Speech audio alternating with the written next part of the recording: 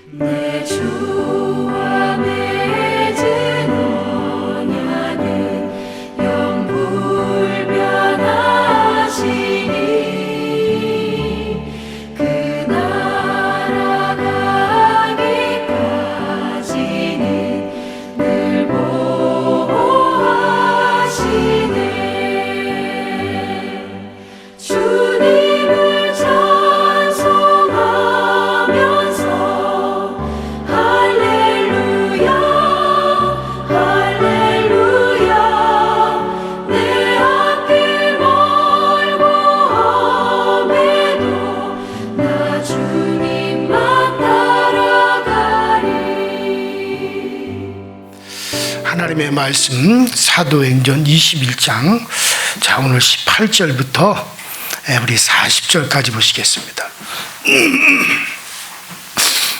18절부터 말씀 좀 깁니다. 함께 쭉 읽어가도록 합니다. 사도행전 21장 18절부터 40절까지 같이 읽습니다. 시작. 그 이튿날 바울이 우리와 함께 야고보에게로 들어가니 장로들도 다 있더라. 바울이 무난하고 하나님이 자기의 사역으로 말미암아 이방 가운데서 하신 일을 낱낱이 말하니 그들이 듣고 하나님께 영광을 돌리고 바울더러 이르되 형제여 그대도 보는 바에 유대인 중에 믿는 자 수만 명이 있으니 다 율법의 열성을 가진 자라. 내가 이방인에 있는 모든 유대인을 가르치되 모세를 배반하고 아들들에게 할례를 행하지 말고 또 간습을 지키지 말라 한 다음을 그들이 들었도다. 그러면 어찌할꼬 그들이 필연 그대가 온 것을 들으니 우리가 말하는 이대로 하라. 서완한 네 사람이 우리에게 있으니 그들을 하고 함께 결례를 행하고 그들을 위하여 비용을 내어 머리를 깎게 하라. 그러면 모든 사람이 그대에 대하여 들은 것이 사실이 아니고 그대도 율법을 지켜 행하는 줄 알 것이라. 주를 믿는 이방인에게는 우리가 우상의 제물과 피와 목매어 죽인 것과 음행을 피하는 것을 결의하고 편지하였느니라 하니 바울이 이 사람들을 데리고 그들과 함께 결례를 행하고 성전에 들어가서 각 사람을 위하여 제사 드릴 때까지 결례 기간이 만기된 것을 신고하니라. 그 이래가 거의 참에 아시아로부터 온 유대인들이 성전에서 바울을 보고 모든 무리를 충돌하여 그들을 붙들고 이르되 이스라엘 사람들아 도라. 이 사람은 각처에서 우리 백성과 율법과 이곳을 비방하여 모든 사람을 가르치는 그 자인데 또 헬라인을 데리고 성전에 들어가서 이 거룩한 곳을 더럽혔다 하니 이는 그들이 전에 에베소 사람 드로비와 바울과 함께 시내에 있음을 보고 바울이 그들을 데리고 들어간 줄로 생각함이로라. 온 성이 소동하여 백성이 달려와 모여 바울을 잡아 성전 밖으로 끌고 가니 문들이 곧 닫히더라. 그들이 그를 죽이려고 할 때 온 예루살렘이 요란하다는 소문이 군대 천부장에게 들리매 그가 급히 군인들과 백부장들을 거느리고 달려 내려가니 그들이 천부장과 군인들을 보고 바울 치기를 그치는지라. 이에 천부장이 가까이 가서 바울을 잡아 두 쇠사슬로 결박하라 명하고 그가 누구며 그가 무슨 일을 하였느냐 물으니 무리 가운데서 어떤 이는 이런 말로 어떤 이는 저런 말로 소리치거늘 천부장이 소동으로 말미암아 진상을 알 수 없어 그를 영내로 데려가라 명하니라. 바울이 충대에 이를 때 무리의 폭행으로 말미암아 군사들에게 들려가니 이는 백성의 무리가 그를 없이하고자 미치며 따라가미러라. 바울을 데리고 영내로 들어가려 할 그때 바울이 천부장에 이르되 내가 당신에게 말할 수 있느냐 이르되 내가 헬라 말을 아느냐. 그러면 내가 이전에 소유를 일으켜 자객 4,000명을 거느리고 광야로 가던 애굽인이 아니냐. 바울이 이르되 나는 유대인이라 소읍이 아닌 길리기아 타소시의 시민이니 청컨대 백성에게 말하기를 허락하라 하니 천부장이 허락을 바울이 충대 위에 서서 백성에게 손짓하여 매우 조용히 한 후에 히브리 말로 말하니라. 아멘. 자, 지난 시간 바울이 드디어 예루살렘에 도착을 했다고 말씀을 드렸습니다. 자, 바울이 드디어 예루살렘에 도착을 해서 예루살렘 교회에 있는 이제 주님의 제자들 곧 사도들을 만나고 예루살렘 교회 장로들을 만납니다. 자, 그리고 그들 앞에서 선교 보고를 합니다.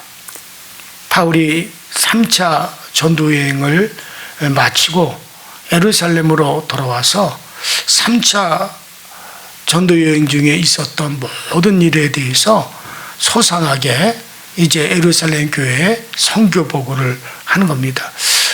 바울이 3차 전도 여행 때 얼마나 많은 놀라운 일을 했습니까? 엄청난 복음의 확산을 이루었어요.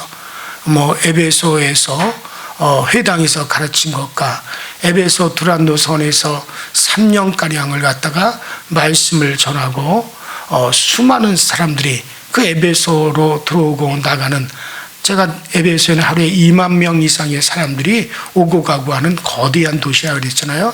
많은 전 세계에서 오는 수많은 상인들과 또 정치인들 또 많은 여행객들, 그들이 3년 동안을 그들에게 복음을 전했으니 그런 말미암아 온 천하에 복음이 전파되는 계기가 되었고 또 많은 이적과 기사를 행했어요.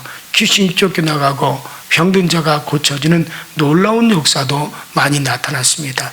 그 외에 그 주변에 고린도를 비롯하여 그 주변에 많은 복음을 전한 일들, 엄청난 많은 선교의 역사가 있었죠. 자, 그래서 복음이 많이 확장되었습니다. 자, 이는 바울이 어제 제가 말씀드리기를, 이거는 다 바울의 수고와 바울의 희생과 봉사를 통해서 하나님께서 일하셨다라고 하는 것을 바울이 강력하게 그렇게 고백을 했다는 말씀도 드렸습니다. 그래서 그 모든 일의 주체, 이 일이 이렇게 되어진 것은, 이 모든 것의 주체는 바로 하나님이시고 나는 다만 그 하나님의 도구로 쓰여졌을 뿐이다.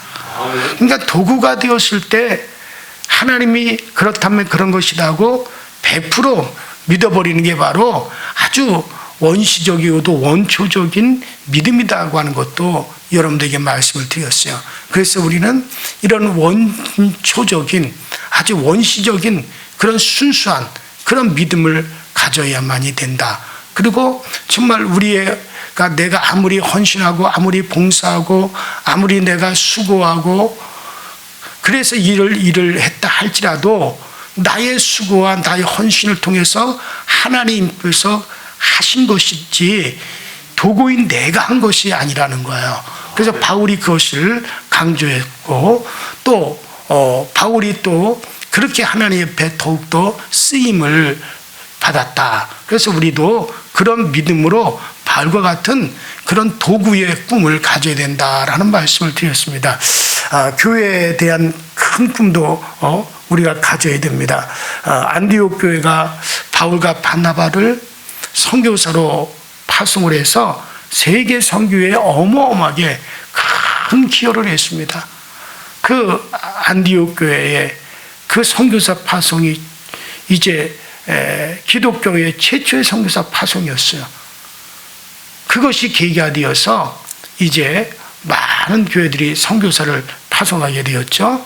자, 그래서 그 안디옥 교회가 그 선교사를 바울과 바나바를 파송함으로 세계 선교에 엄청난 기여를 하게 됐죠. 자, 우리 교회도 안디옥 교회 이상으로 세계 복음화에 큰 기여를 할 수 있다는 믿음과 꿈을 가질 때 실제로 그렇게 쓰임을 받을 수 있을 줄로 믿습니다. 그래서 바울의 이런 선교 보고를 듣고 나서 드디어 예루살렘 교회 장로들과 사도들이 보인 반응이 뭐였습니까? 20절을 보시면 먼저 그들이 하나님께 영광을 돌렸습니다. 왜 하나님께 영광을 돌렸습니까? 바울의 고백처럼 하나님께서 그 모든 일을 하셨기 때문에 하나님께 영광을 돌린 겁니다. 영광 받으실 분은 오직 하나님 한 분밖에 없으세요. 바울이 선교 사역 중에 어떤 일을 했든 그것은 바울이 한 것이 아니라 바울을 통해서 하나님께서 일을 하셨기 때문에, 그래서 정말 바울에는 절대로 영광받는 주체가 될 수가 없어요. 그래서 여기서 누구 한 사람이라도 야 바울아 네가 그런 엄청난 일을 했구나, 너 수고 많이 했다, 너 대단하다, 이런 말을 아무도 하지 않았어요. 바울 자신도 그렇고 선교 보고를 받는 사람들도 그렇고 모두가 다 하나님께만 영광 돌렸어요. 하나님이 이방인들의 이 큰 일을 했구나, 하나님이 이방인들을 이렇게 놀랍게 구원하셨구나, 모든 영광 하나님, 모든 영광 받으옵소서. 이 선교 보고를 하는 사람도 오직 하나님만을 드러내고, 선교 보고를 받는 사람들도 오직 하나님의 영광만을 드러냈다는 사실을 우리가 여기서 봐야 되죠. 결코 인간이 드러날 수가 없다는 거죠. 자, 사실 바울의 봉사를 생각하면 바울에게도 영광의 일부를 돌만 하잖아요. 그의 수고와 충성을 본으로 하면 정말 바울을 칭찬하지 아니할 수가 없습니다. 그가 복음을 위해서 얼마나 애를 썼습니까? 그래서 그에게 칭찬이 돌려진다 하더라도 그것이 결코 잘못된 건 아닐 거예요. 자, 그러나 영광과 칭찬은 100% 하나님의 것이기 때문에 그 바울이 그 모진 고생을 하면서 복음을 전했어도 바울은 정말 자기에게 전혀 칭찬이 돌아오지 않게 했고, 영광과 칭찬은 100% 하나님의 것이다. 바울이 했던 일에 100배를 더한다 할지라도 오직 하나님께만 영광입니다. 가만히 살펴보면 우리가 가끔 교회 안에서도 서운해하는 사람들이 있잖아요. 또 그런 분들이 있는 것 같아요. 뭐 예를 들어서 교회에 중요한 행사가 있어서 죽도록 충성했고 그 덕분에 행사가 잘 맞춰졌는데 누구 하나 수고했다는 말이 없습니다. 그래서 속으로 무척이나 서운해하죠. 또 교회를 위해서 맨날 며칠 금식 기도도 하고 작정 기도도 했는데 아무도 알아주지 않습니다. 그래서 기분이 영 별로 좋지 않기도 해요. 하지만 여러분이 어떤 일을 했든 칭찬을 절대 우리는 기대해서는 안 돼요. 보세요. 바울이 그 어마어마한 일을 했잖아요. 정말 몇 번이고 죽을 고비를 넘기고 매를 맞고 핍박을 받기도 하고, 그러면서 이 3차 전도 여행을 다 마치고 놀라운 성과를 거뒀어요. 그런데 누구 하나 바울에게 수고했단 말 하지 않아요. 누구 하나 바울에게 너 어디를 엄청난 일 했구나 그런 말 하지 않아요. 그래도 바울은 모든 것은 하나님께 다 돌리잖아요. 또 그들도 선교 보고를 받는 사람들도 마찬가지예요. 하나님이 큰 일을 하셨구나, 오직 주의 모든 영광 하나님 홀로 받으, 그것이 바울을 위한 거고 또 바울 자신이 또 그렇게 되기를 바라는 거예요. 여러분들 그래요. 우리는 당연한 일을 한 것뿐이다. 우린 도구예요. 제가 그런 말 했잖아요. 저기 빗자루 하나가 놓여 있어요. 그래서 내가 교회 마당을 보니 지저분해. 그 저쪽 한 구석에 놓여 있는 빗자루를 내가 집어다가 마당을 탁 쓸었어요. 그러면은 그것에 대해서 빗자루한테 잘했다라고 칭찬하진 않잖아요. 그것을 사용해서 마당을 쓴 사람에게 잘했다 그러는 거잖아요. 우리는 그런 빗자루와 같은 도구일 뿐이에요. 그저 한쪽에 놓여져 있는 빗자루였는데 그 빗자루를 사람이 갖다가 쓴 거, 그렇게 쓰임 받았을 뿐이에요.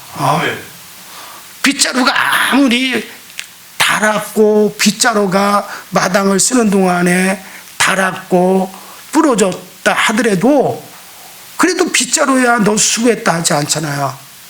사람이한테 아우 참 마당 잘 쓸었습니다 하고 사람한테 다 칭찬하지.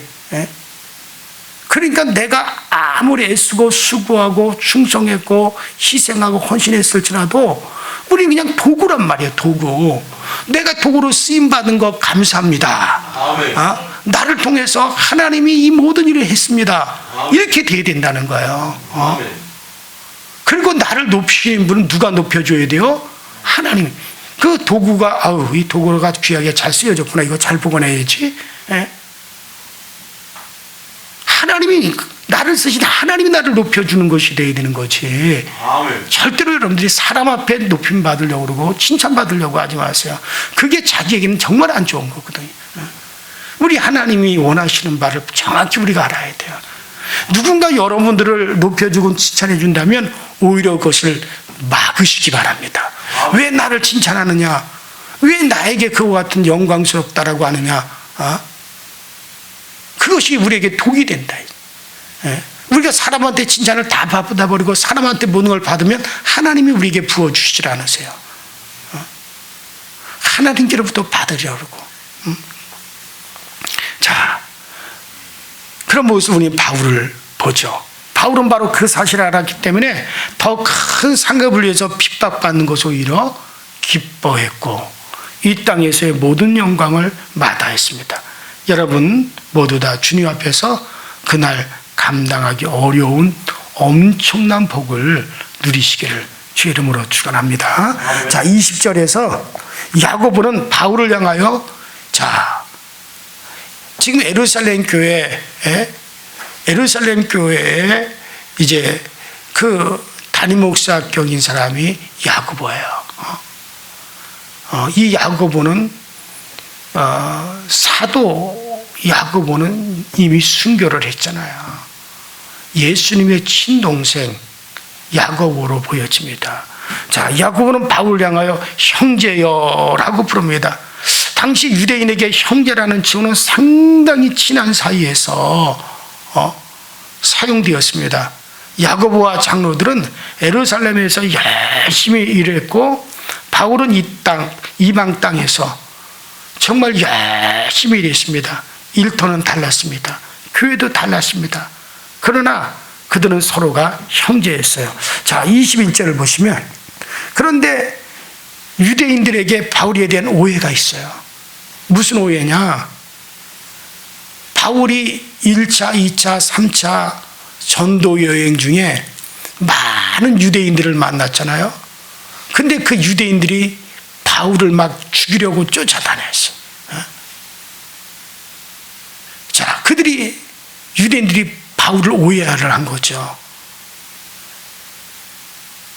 바로 바울이 모세를 배반하라고 가르쳤고 자식을 낳으면 할례를 하지 말 것과 여러 규례들을 지키지 말라고 했다는 겁니다. 바울이 율법을 지키지 말라고 했습니까? 아니잖아요. 할례도 마찬가지입니다. 구원은 할례에 관계가 없이 오직 믿음으로 구원받는다는 것을 바울이 강조를 한 거예요. 유대인들이 유대인들아 너희 할례 받지 마 이렇게 얘기한 게 아니라 모세의 관습 지키지 마 이렇게 얘기한 것이 아니라 구원은 할례와 관계없이 오직 믿음으로 구원을 받는 것이다. 그러므로 할례를 받는 것도 할례를 받지 않는 것도 이게 다 큰 차이가 없다.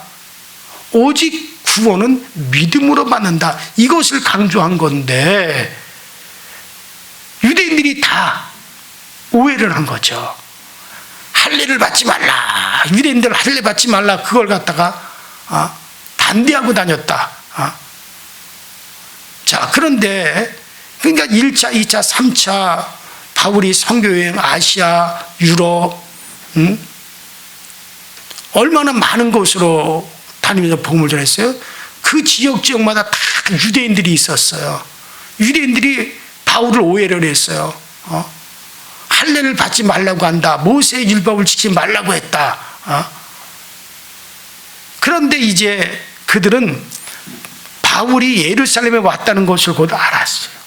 왜냐하면 그 아시아에서 바울을 대적했던 유대인들이 명절이 되면 그들은 어디로 모입니까?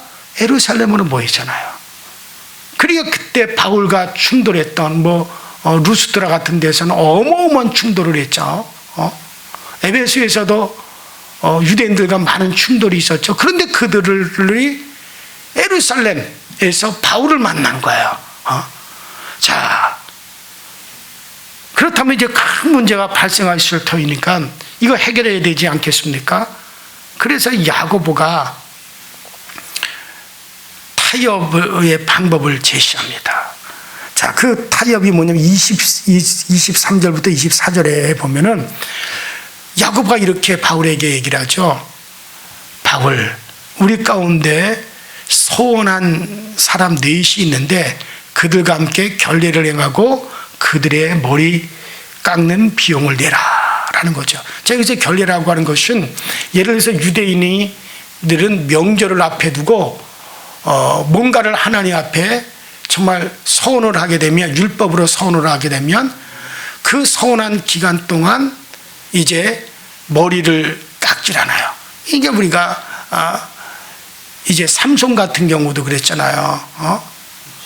이 서원을 하게 되면 머리를 깎지 않고 또 그들이 일정 기간 동안 그 몸을 이제 그들이 어떻게 이렇게 하기도 하고 씻지도 않기도 하고 그렇게 한다죠. 그러다가 그 기간이 서운한 기간이 다 차면 머리를 깎고 이제 정결 예식을 위해서 몸을 깨끗하게 어떤 뭐 성전 뭐 뜰이라든가 어디서 몸을 깨끗하게 뭐 나시린의 서원을 이제 마쳤습니다 하고서는 몸을 깨끗하게 정결하게 씻는 그런 의식을 한다. 이게 율법에 그렇게 하게끔 되어 있잖아요.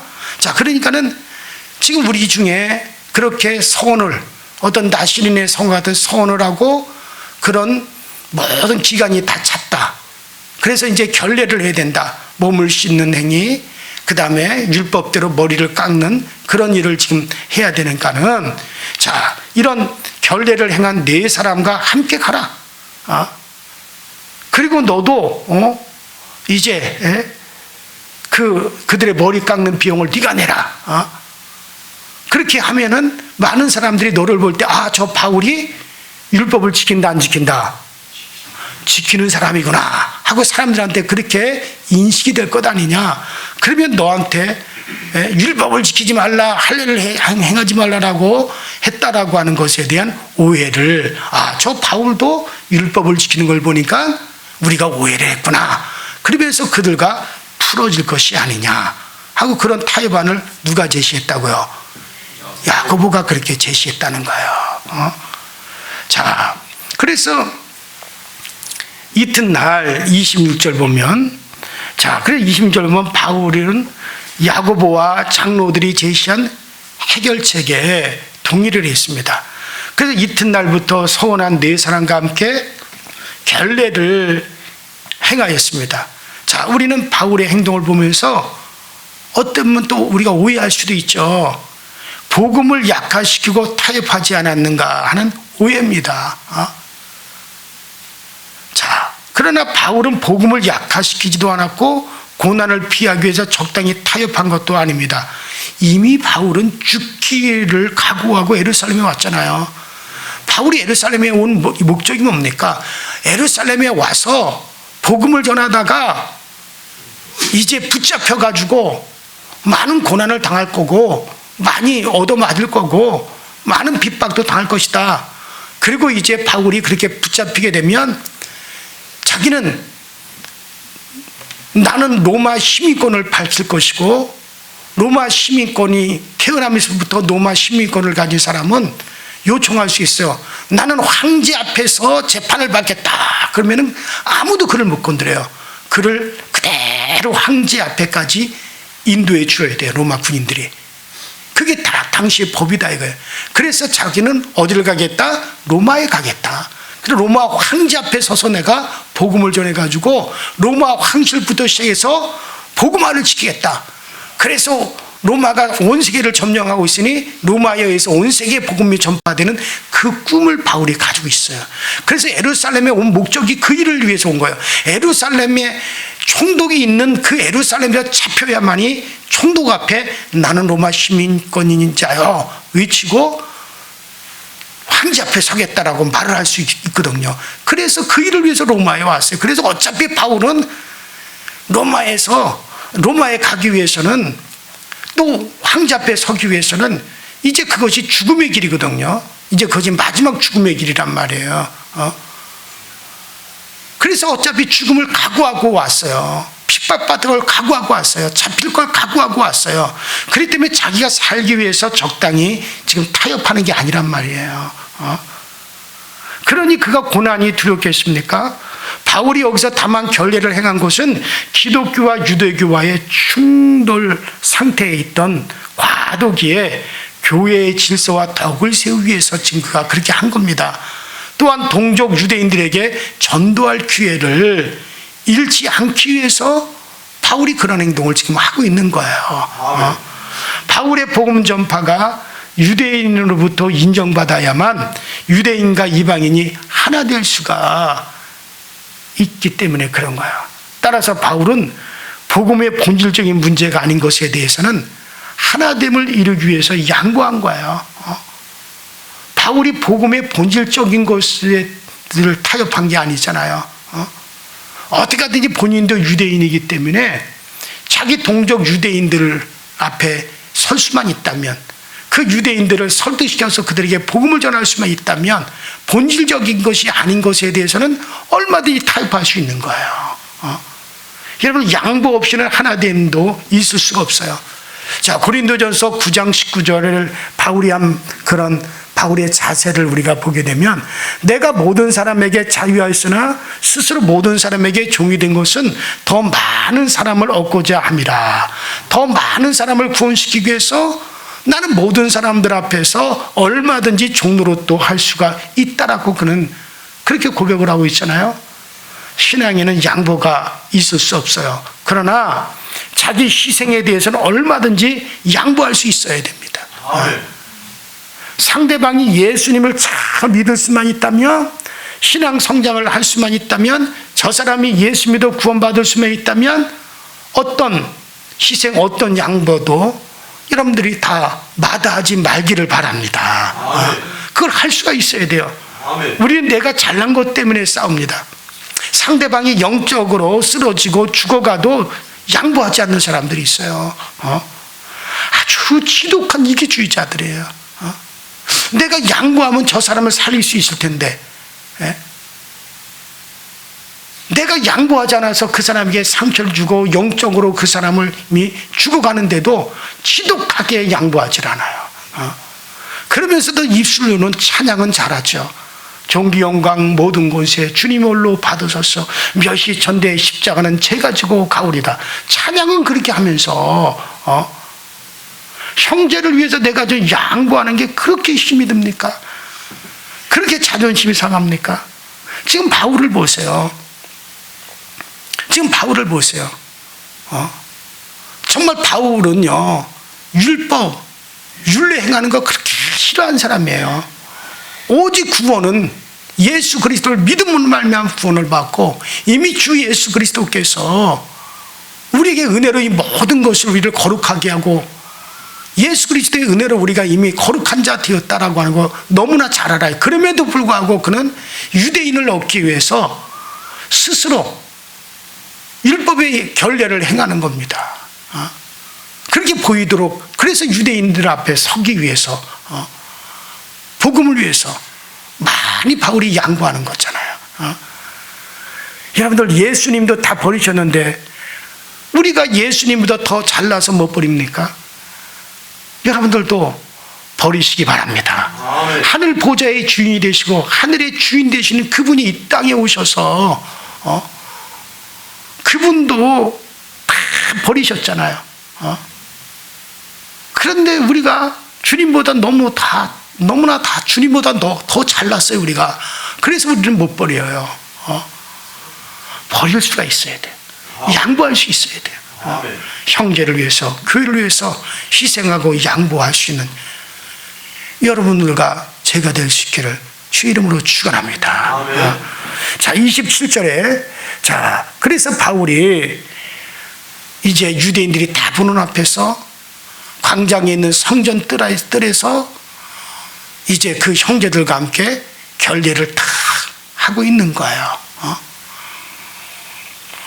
이때 아시아에서 온 유대인들이 성전에서 바울을 보고 막 무리를 충돌하여 붙들었습니다. 아마도 바울의 전도 여행 시 바울을 따라다니면서 죽이기에 현안이 되었던 사람들인 것 같아요. 뭐 에베소에서도 충돌했던 일이 있었잖아요. 2차 전도여행 때는 여러분들 루스드라 같은 데서는 엄청난, 또 아데니에서 엄청난 유대인들과의 충돌이 있었잖아요. 아마 그때 그들 같아요. 그들이 예루살렘에 왔다가 바울을 봤어요. 자, 그리고 바울을 갖다가 죽이기로 혈안되었던 그들이 바울을 봤으니, 예루살렘에서 그것도 봤으니 어떻게 했겠습니까? 그들이 몰려들어가지고 바울을 붙잡았습니다. 자, 그들이 바울을 붙잡은 이유가 28절에 나오죠. 그들이 막 외칩니다. 바울을 붙잡고 바울을 막 주먹으로 때리면서 뭐라고 외칩니까? 자, 이스라엘의 우리 형제들이여 보시오. 사람들아, 우리를 도와달라. 이 사람은 각처에서 우리 백성과 율법과 이곳을 해방하여 모든 사람을 가르치는 바로 그 자인데, 또 헬라인을 데리고 성전에 들어가서 이 거룩한 곳을 더럽게 하였다 하니, 이건 반유대적이고 반율법적이고 이방인을 성전에 데리고 들어가 성전을 더럽혔다는 거죠. 그러나 이건 바울이 한 일이 아니에요. 바울은 그렇게 한 적이 없어요. 자, 29절에 바울이 그렇게 한 일이 없습니다. 이방 사람과 함께 있는 것을 보고 그들이 오해를 한 거죠. 자, 30절 31절에 보면 성 전체가, 그러니까 온 유대인들이 달라붙습니다. 예루살렘 성 전체에 소동이 일어나면서 백성들이 바울을 잡아 죽이려고 합니다. 그러니까 이게 어떤 대중적인 군중 심리가 막 일어난 거죠. 막 이 사람이 흥분하니까 저 사람도, 야, 저기 우리 유대인들을 갖다가 적대했고, 유대인들을 갖다가 멸시했고, 유대인들의 율법을 갖다가 더럽혔고, 이방인들에게 우리 유대인들을 대적하라고 했던 그런 자가 저기 있다. 그러니까 뭐 여기저기서 막 사람들이 몰려와서 바울을 잡고 바울을 죽이려고 합니다. 이제 바울의 위기일발이에요. 그대로 두면 금방 죽을 수밖에 없는 그런 상황입니다. 뭐 군중들이 밟아버리면 바로 죽는 거죠. 그때 하나님께서 또 간섭해 주시죠. 아멘. 어떻게 간섭하십니까? 천부장이 소동의 사실을 알고 군사를 보내자 바울을 막 때리던 자들이 멈춘 겁니다. 자, 이 33절, 천부장의 명령으로 일단 바울을 쇠사슬로 결박을 했습니다. 그리고 사람들과 바울을 딱 띄워놓습니다.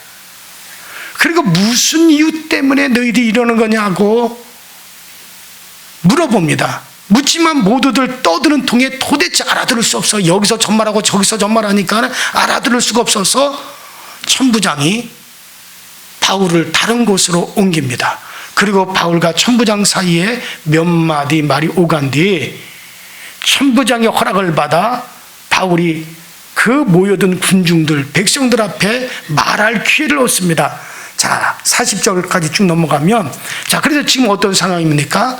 바울을 죽이기 위해서 백성들이 지금 눈을 부릅뜨고 있습니다. 조금 전에 조금만 늦었어도 죽을 수밖에 없는 큰 위기를 바울이 겪었어요.